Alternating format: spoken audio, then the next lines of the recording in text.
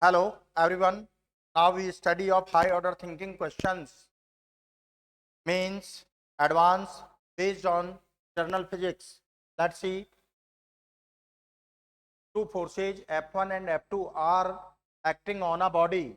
Two forces F1 vector and F2 vector are acting on a body.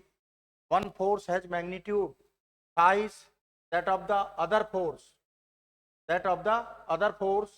And the resultant of the two forces is equal to the force of large magnitude.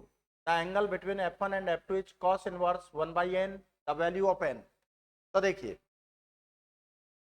from given information one force has magnitude, तो अपन assume कर लेते हैं F2 magnitude of F2 equal to 3 magnitude of F1.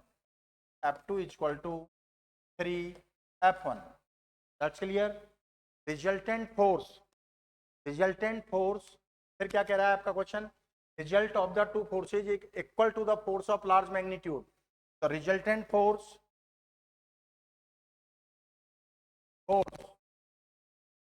Large magnitude हमने किसका assume किया? F2 का. F equal to F2 is equal to 3F1. ये second equation हो गया. According to triangle law of vector addition और parallelogram law, resultant force F equal to square root F1 square plus F2 square plus twice of F1 F2 cos of theta. F की value हम क्या रख दें? पहले square कर दीजिए, squaring both side. F square equal to F1 square plus F2 square plus twice of F1 F2 cos of theta.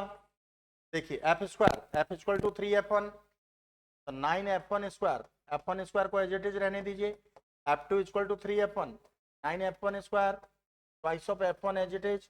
F2 equal to 3F1 cos of theta. तो देखिए ये 9F1 स्क्वायर F1 स्क्वायर ये तो cancel हो गया भाई. F1 square common ले लीजिए. 1 plus 6 cos of theta. That's clear. अब देखिए F1 स्क्वायर को जीरो में इमर्ज कर देंगे, तो 6 cos of theta equal to -1. तो cos of theta equal to -1/6.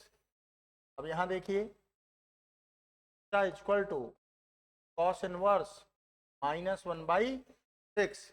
Cos inverse -1/6.